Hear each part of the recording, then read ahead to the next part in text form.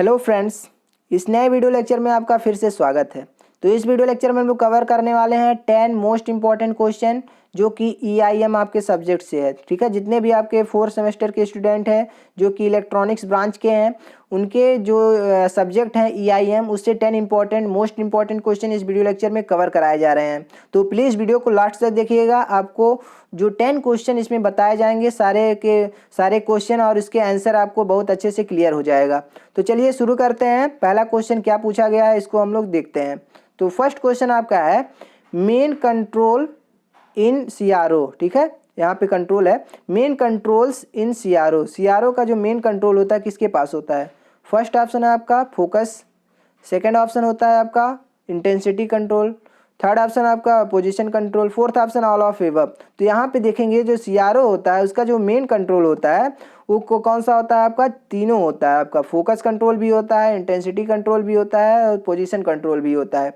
जब CRO का block diagram देखेंगे तो वहाँ का आपका अच्छे से क्लियर हो जाएगा कि देखेंगे फोकस कंट्रोल भी होता है, इंटेंसिटी कंट्रोल भी होता है और पोजीशन कंट्रोल भी होता है। तो यहाँ पे ऑप्शन नंबर जो डी दिया गया है वो आपका बिल्कुल राइट आंसर है यहाँ पे। इसके बाद हम लोग समझते हैं नेक्स्ट क्वेश्चन। अगला जो क्वेश्चन है आपका, the output wave form of Schmitt trigger.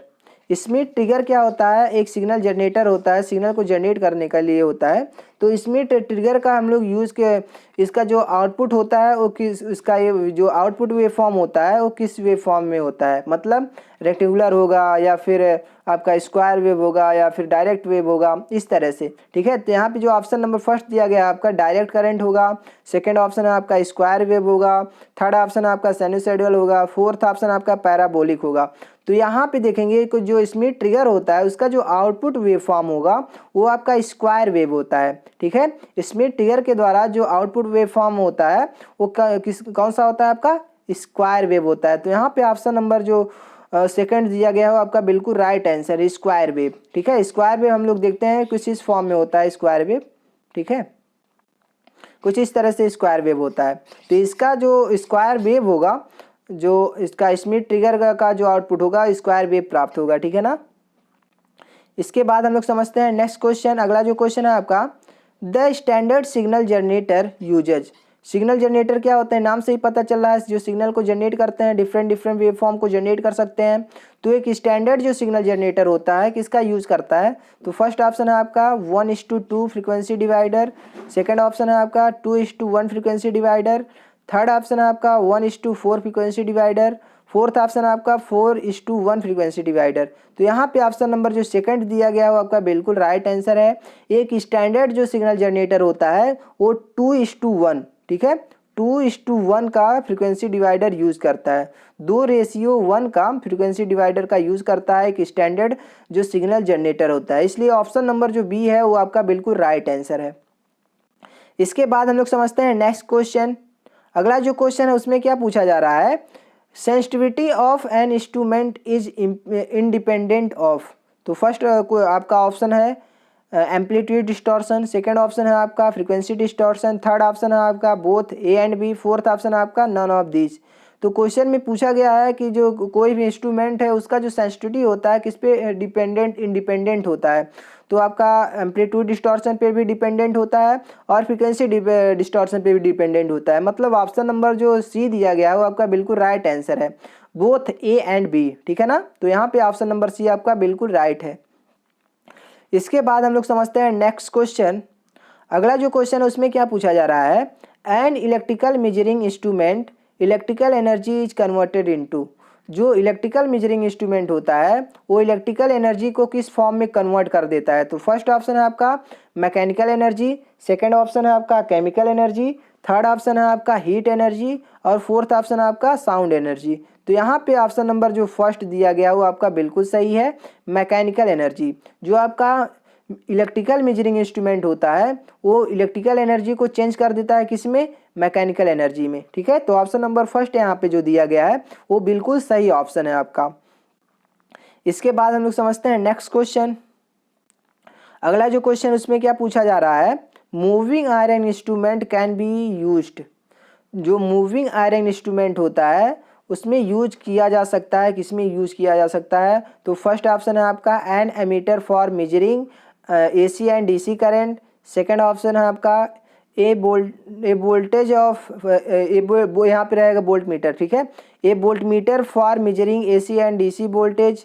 यहाँ पे थर्ड रहेगा आपका both A and B। Fourth option है आपका नन ऑफ दिस। तो यहाँ पे ऑप्शन नंबर जो थर्ड दिया गया आपका बिल्कुल सही है। जो मूविंग आयरन इंस्ट्रूमेंट होते हैं उनका यूज हम लोग एमीटर की तरह भी कर सकते हैं, जो AC और DC करंट को मेजर कर सकता है, और वोल्ट मीटर की तरह भी कर सकते हैं जो AC और DC वोल्टेज को मेजर करेगा, ठीक है ना। तो यहाँ पे जो ऑप्शन नंबर C दिया गया है बोथ A एंड B, वो ऑप्शन आपका बिल्कुल सही ऑप्शन है।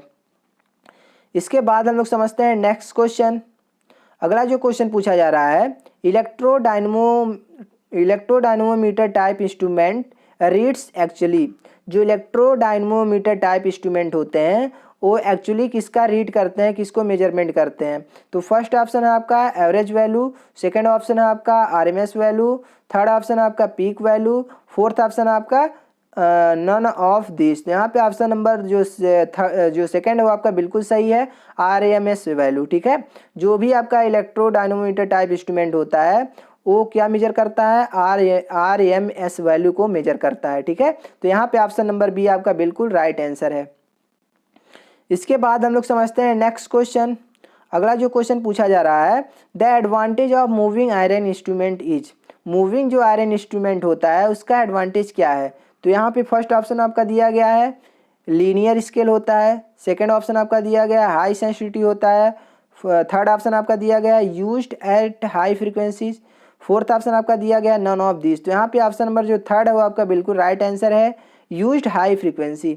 जो मूविंग आयरन इंस्ट्रूमेंट होते हैं उसका मेजर एडवांटेज यही है कि उसको एज ए हाई फ्रीक्वेंसी पर यूज़ किया जा सकता है, ठीक है। तो यहाँ पे ऑप्शन नंबर सी आपका बिल्कुल राइट आंसर है। इसके बाद हम लोग समझते हैं नेक्स्ट क्वेश्चन। अगला जो क्वेश्चन पूछा जा रहा है उसमें क्या है, loading effect is in voltmeter is due to its. First option है आपका लो सेंसिटिविटी, सेकंड ऑप्शन है आपका लो प्रिसीजन, थर्ड ऑप्शन है आपका लो रिजोल्यूशन, फोर्थ ऑप्शन है आपका नन ऑफ दिस। तो यहाँ पे ऑप्शन नंबर जो फर्स्ट है वो आपका बिल्कुल सही है, ठीक है। जो लो सेंसिटिविटी के कारण से जो वोल्ट मीटर में लोडिंग इफेक्ट जनरेट होता है वो किसके कारण से होता है, आपका लो सेंसिटिविटी के कारण से। अगर वोल्ट मीटर की जो सेंसिटिविटी है वो लो है तो यहाँ पे लोडिंग इफेक्ट जनरेट हो जाएगा। लोडिंग इफेक्ट क्या होता है, किसी भी वोल्ट मीटर के लोड पॉइंट है उस पर हम लोग अगर ज़्यादा लोड लगा देते हैं तो इसको हम लोग लोडिंग इफेक्ट बोलते हैं, ठीक है। तो यहाँ पे देखेंगे कि जो वोल्ट मीटर में लोडिंग इफेक्ट होता है, ठीक है, किसके कारण से होता है, लो सेंसिटिविटी के कारण से होता है। तो यहाँ पे ऑप्शन नंबर फर्स्ट आपका बिल्कुल सही ऑप्शन है। इसके बाद हम लोग समझते हैं नेक्स्ट क्वेश्चन।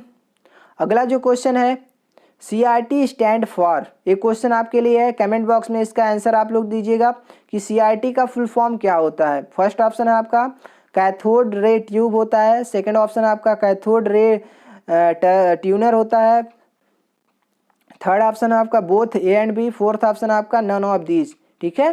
तो यहाँ पे इस क्वेश्चन का आंसर आप लोग दीजिएगा कि जो CRT होता है उसका फुल फॉर्म क्या होता है, ठीक है ना। तो यही आज के लिए जो 10 इंपॉर्टेंट क्वेश्चन थे जो कि EIM से थे, ठीक है, इस वीडियो लेक्चर में कवर कराए गए हैं। क्योंकि जो पिछला लेक्चर बनाया गया था जिसमें EIM के 30 इंपॉर्टेंट क्वेश्चन बताए गए थे इससे पहले, तो वहाँ पे क्या था, जो साउंड था वो नहीं आया था, ठीक है। तो बहुत सारे लोगों का कमेंट आ रहा था सर इस वीडियो को फिर से अपलोड कीजिए, इसलिए जो EIM के 30 क्वेश्चन थे उसको 3 पार्ट में हमने डिवाइड करके आपको समझाया अच्छे से। 10 क्वेश्चन करके 3 पार्ट में इसको अच्छे से डिवाइड करके आपको समझा दिया है, ठीक है ना। तो मिलते हैं नेक्स्ट वीडियो में, तब तक इस वीडियो लेक्चर को देखते रहिए और अपने दोस्तों के पास इसको ज़रूर शेयर कीजिएगा ताकि उनका भी हेल्प हो सके, वो भी इसको अच्छे से प्रिपेयर कर सके। तो मिलते हैं नेक्स्ट वीडियो में, तो थैंक यू सो मच, जय हिंद।